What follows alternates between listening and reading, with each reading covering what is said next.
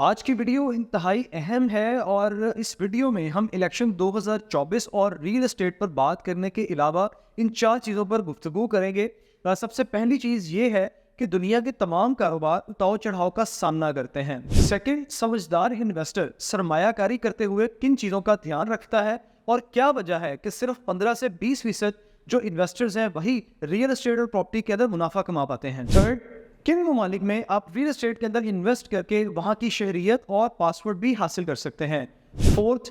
मौजूदा हालात में आपको अपने पैसे के साथ क्या करना चाहिए। तफसीलात जानने के लिए वीडियो का अंत तक लाजमी देखिए। अस्सलाम वालेकुम जी, फ्यूचर कंसल्टेंट के साथ मैं हूं शेख उमर सलीम। उम्मीद करता हूं आप सब खैर खैरियत से होंगे। व्यूअर्स, आज की ये वीडियो इंतहाई अहम है और इस वीडियो के अंदर हम बात करेंगे कि इलेक्शन 2024 हमारी रियल एस्टेट इंडस्ट्री के ऊपर, पाकिस्तान की रियल एस्टेट इंडस्ट्री के ऊपर किस तरह से जो है वो इफेक्ट करेगा। लेकिन व्यूअर्स, अपनी वीडियो को आगे लेके चलने से पहले हम बात करें रोलर कोस्टर की, तो ये एक ऐसी राइड है, एक ऐसा चूल्हा है कि जिसके अंदर राइड करने वाला शख्स कभी ऊपर जा रहा है तो कभी नीचे आ रहा है। बेसिकली रोलर कोस्टर एक ऐसी राइड को बोलते हैं जिसमें कभी हम टॉप पे हैं, कभी बॉटम पे, फिर टॉप पे, फिर बॉटम पे। व्यूअर्स, रोलर कोस्टर का यहाँ जिक्र करने का मकसद ये है कि पाकिस्तान क्या पूरी दुनिया के तमाम कारोबार रोलर कोस्टर की मानद होते हैं और उनमें बहुत ज़्यादा उतार चढ़ाव देखने को मिलता है। व्यूअर्स, इसमें रोलर कोस्टर की राइड अगर बिजनेस के साथ हम कंपैरिजन करें तो हमें यहाँ पे रिसेशन, बूम, फिर रिसेशन, फिर बूम जो है वो देखने को मिलता है। और वो सिर्फ चंद एक बिजनेसेस के साथ जो है वो लिमिटेड नहीं है, बल्कि इसमें दुनिया के बहुत सारे बिजनेसेस के अंदर हमें ये राइड देखने को मिलती है। व्यूअर्स, पूरी दुनिया के अंदर हम फूड इंडस्ट्री की बात करें, रियल एस्टेट की बात करें, कार्स इंडस्ट्री की बात करें, कंस्ट्रक्शन जो है वो इंडस्ट्री की बात करें, हत्ता कि किसी भी इंडस्ट्री की व्यूअर्स अगर हम बात कर लें तो हमें हर बिजनेस के अंदर ये उतार चढ़ाव देखने को मिलेगा। और इसी उतार चढ़ाव के अंदर बहुत सारे इन्वेस्टर जो है वो अपने पैसे को डबल भी करते हैं और अपने पैसे से हाथ भी धो बैठते हैं। व्यूअर्स, अगर मैं बात करूं रिसेशन की, तो पाकिस्तान के मौजूदा हालात को देखते हुए अब बहुत सारी इंडस्ट्रीज, जिसमें real estate industry, cars industry, हमारी जो एग्रीकल्चरल इंडस्ट्री, हत्ता कि हमारी फूड इंडस्ट्री ने भी बहुत सारे इस रिसेशन की जो एक हीट है इसको बर्दाश्त किया है। लेकिन व्यूअर्स, यहाँ पर अगर मैं मेंटालिटी और साइकी की बात करूँ तो 90% लोग इसमें ऐसे हैं जो कि फ्लो के साथ चलते हैं और रिसेशन के अंदर हर बंदा जो है वो सेलिंग की तरफ भागता है और हर बंदा सेलर होता है। लेकिन सिर्फ 10% लोग ऐसे हमें देखने को मिलते हैं जो कि बायर्स होते हैं और बाइंग ट्रेंड में बैठे होते हैं। अगर मैं पाकिस्तान की मौजूदा हालात की बात करूं तो इस वक्त हमें गोल्ड की मार्केट स्टेबल दिखाई देती है, हमें स्टॉक एक्सचेंज जो है वो बूम करती हुई दिखाई देती है, पेट्रोल के प्राइसेस जो है वो हमें स्टेबल या नीचे आते हुए दिखाई देते हैं, कार्स इंडस्ट्री अपने प्राइसेस को या स्टेबल कर रही है या उनमें कमी लेके आ रही है, और सबसे बड़ा जो हमारा मार्केटिंग का एक इंडेक्स है डॉलर, वो हमें इस टाइम 280 की ब्रैकेट से लेकर 285 की ब्रैकेट में फॉल करता हुआ दिखाई देता है। तो व्यूअर्स, गोल्ड है, डॉलर है, स्टॉक एक्सचेंज है, पेट्रोल प्राइसेस है, कार प्राइसेस है, डिफरेंट इंडस्ट्रीज, ये सारे मार्केट के इंडिकेटर्स हैं जिससे हमें पता चलता है कि मार्केट का फ्लो किस तरफ जा रहा है। तो व्यूअर्स, अगर मैं बात करूं यहाँ पर मार्केट के ट्रेंड्स की, तो हमेशा मार्केट के दो ट्रेंड्स देखने में आते हैं, एक बाय का ट्रेंड, एक सेल का ट्रेंड। तो व्यूअर्स, रिसेशन के अंदर जो कि इस टाइम चल रहा है, हमें 90%, 80 से 90% हमें सेलर मिलेंगे और 10 से 20% जो है हमें बायर्स मिलेंगे। लेकिन व्यूअर्स, मेरा यहाँ आप सबसे एक सवाल है कि हम मार्केट में अगर कोई भी चीज़ बेचते हैं तो वो तभी बिकती है जब उसका कोई ना कोई बायर मौजूद हो। तो व्यूअर्स, कहने का मकसद ये है कि मार्केट के अंदर हमेशा 10 से 20% लोग वो मौजूद होते हैं जो कि रिसेशन के टाइम पे, पॉलिटिकल इंस्टेबिलिटी के टाइम पे, या जब मुल्क के अंदर हालात ख़राब हो उस टाइम वो बाइंग ट्रेंड में बैठते हैं और 80% लोगों का जो माल है वो 20% लोग खरीदते हैं। और जैसे ही मार्केट स्टेबल होती है, पॉलिटिकल स्टेबिलिटी आती है, इलेक्शंस जो है वो हो जाते हैं, डॉलर स्टेबल होता है, मार्केट की स्टॉक एक्सचेंज बेहतर होती है, इंफ्रास्ट्रक्चर बेहतर होता है, या मुल्क की जो खारजा पॉलिसी है जिसको हम जो है वो फॉरेन पॉलिसी भी बोलते हैं, अगर वो बेहतर होती है, मार्केट स्टेबल हो जाती है और वही 20% लोग दोबारा से इन 80% लोगों को अपना माल अच्छे दामों बेचते हैं और अच्छा मुनाफा कमा जाते हैं। तो व्यूअर्स, इस वक्त हम मौजूद हैं वीडियो की सेकंड पार्ट में, और व्यूअर्स, यहाँ पर एक चीज़ इंतहाई काबिल गौर है कि बायर्स के लिए हमेशा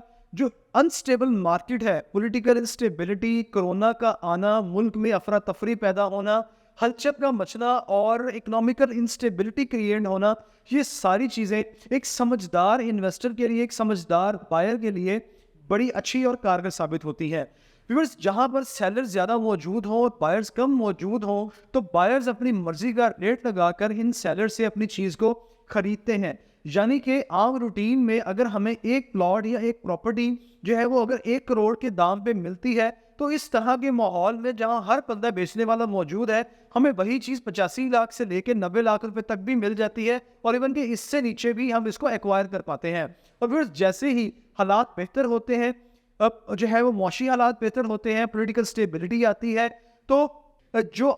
1 करोड़ वाली चीज़ 80 लाख या 85 लाख रुपए की फरोख्त हुई होती है, वो दोबारा अपने ब्रेक इवन पॉइंट यानी कि 1 करोड़ को टच करती है। और जो बायर्स अपनी प्रॉपर्टी को या अपनी किसी भी जिन्स को उस टाइम के लिए होल्ड करते हैं, तो उस होल्ड पीरियड का भी वो 10 से 15% एक्वायर कर जाते हैं। इसका मतलब व्यूअर्स ये है कि 15 से 20% जो उन्होंने कम दाम चीज़ को खरीदा और 15 से 20% जो आने वाले टाइम का गेन है वो उसको भी इंजॉय करते हैं। इसका मतलब ये है कि 25 से 30% प्रॉफिट जो है ये बायर्स कमा जाते हैं और इंतहाई थोड़े टाइम में इस मुनाफे को ये इंजॉय कर पाते हैं। तो व्यूअर्स, अब हम बढ़ेंगे वीडियो के थर्ड पॉइंट की तरफ और जानेंगे कि इलेक्शन 2024 रियल एस्टेट इंडस्ट्री को किस तरह से इफेक्ट करेगा। व्यूअर्स, अगर हम दुनिया के मुख्तलिफ ममालिक की हिस्ट्री को एनालाइज करें और उसके साथ साथ पाकिस्तान की 70 साल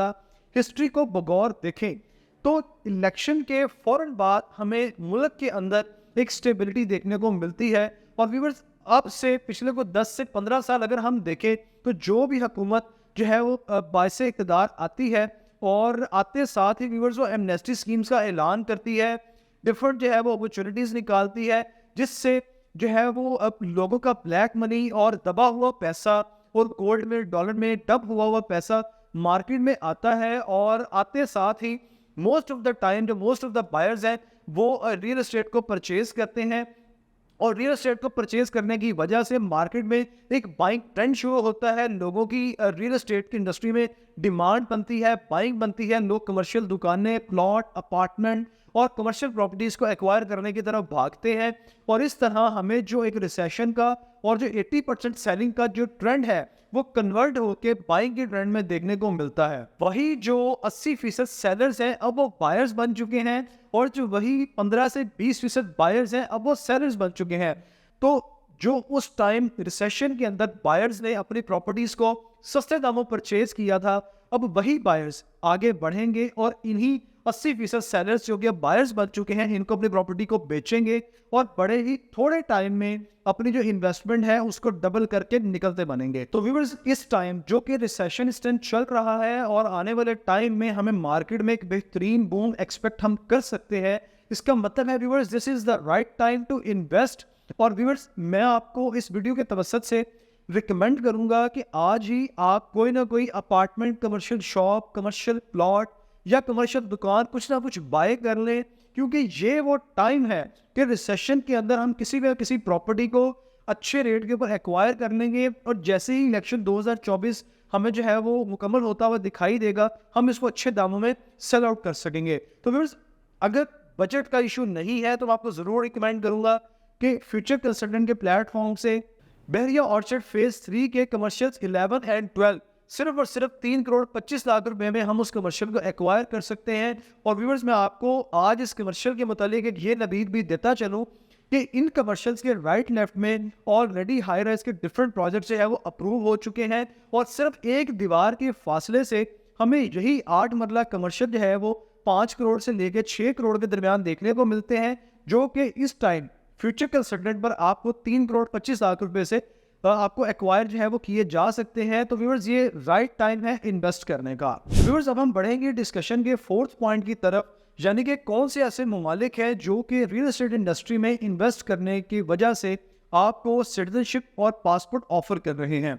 व्यूअर्स, इन ममालिक की तरफ बढ़ने से पहले यहाँ पर एक ट्रेंड को समझना ज़रूरी है कि जो भी हमारे जो दोस्त भाई इन्वेस्टर्स एंड यूजर्स पाकिस्तान में मौजूद हैं और उनके अजीज़ो अकारब जो फॉरेन कंट्रीज़ में क्या पजीर हैं, वो शायद पाकिस्तानी जो उनके दोस्त भाई या रिश्तेदार यहाँ मौजूद हैं उनको रिकमेंड करते हैं पाकिस्तान में प्रॉपर्टी को बाय ना करें। लेकिन व्यूअर्स, मेरा आप सबसे ये सवाल है कि जब चीज़ महंगी मिल रही हो तब उसको ख़रीदना एक समझदारी का फैसला है या चीज़ जब सस्ती मिल रही हो तब उसको खरीदना एक समझदारी का फैसला है। व्यूअर्स, पुर्तगाल, Turkey, UK, USA, Canada, Australia, Malta और इथियोपिया और इस तरह के कई हमें European first world and second world countries जो है वो देखने को मिलते हैं, जो कि $4 लाख, $4.5 लाख, $2.5 लाख, $3 लाख की इन्वेस्टमेंट के साथ आपको पासपोर्ट और उसके साथ सिटीजनशिप ऑफर कर रहे हैं। और ये सारी इन्वेस्टमेंट्स वो आपको रिकमेंड कर रहे हैं कि आप उन ममालिक में आए और उनकी रियल एस्टेट को वहाँ आकर बाय करें। तो व्यूअर्स, मेरा आप सबसे एक क्वेश्चन है कि अगर रियल एस्टेट में इन्वेस्ट करना इतना ही जो है वो नुकसानदेह हो या रिसेशन में रियल एस्टेट इंडस्ट्री में इन्वेस्ट करना मुनासिब ना हो, तो why these countries are preferring to invest in real estate sector instead of different industries? Viewers, obviously, first world countries and second world countries, they are more literate, more generous and more democratic countries than Pakistan. तो अगर वो ये फैसला कर रही हैं तो यकीनन इसमें कोई ना कोई बेहतरी ही होगी। तो व्यूअर्स, डिस्कशन के आखिरी पॉइंट यानी कि 5वें पॉइंट की तरफ हम बढ़ेंगे और डिस्कस करेंगे कि आखिर इन हालात में आपको अपने पैसे के साथ क्या करना चाहिए। व्यूअर्स, बात को आगे बढ़ाने से पहले मैं यहाँ पर वॉरेन बफे का एक कोट आपके साथ शेयर करना चाहूँगा कि Warren Buffett once said, Buy land because God is not making it anymore. जमीन खरीदें क्योंकि खुदा अब इसको और नहीं बना रहा। व्यूअर्स, देखें, अगर हम दुनिया के बिलियनर्स की टॉप 50 की लिस्ट उठाएं तो हमें टॉप 50 में से 30 बिलियनर्स ऐसे लाजमी मिलेंगे जो कि रियल एस्टेट इंडस्ट्री के साथ कनेक्टेड हैं। तो व्यूअर्स, इसी चीज को देखते हुए Steve बोल्टर्स once said, The only bad time to buy real estate is later. यानी कि ये कभी नहीं आने वाला। तो व्यूअर्स, इंस्टेड ऑफ अपने पैसे को डंप करें, अपने पैसे को डी वैल्यू करें, अपने पैसे को जो है वो डिफरेंट करेंसीज या गोल्ड वगैरह की शक्ल में रखने से बेहतर है अपने पैसे को निकालें और दुनिया की सबसे सिक्योर इन्वेस्टमेंट यानी कि रियल एस्टेट यानी कि जमीन के अंदर इन्वेस्ट करें, because land is the real money. और इन्वेस्ट करने के लिए Lahore is the biggest metropolitan city of Pakistan और लाहौर के अंदर सिर्फ 2 ब्रांड DHC एंड बहरिया और बहरिया टाउन के अंदर इन्वेस्ट करने के लिए only future considered properties. Thank you so much. Allah Hafiz.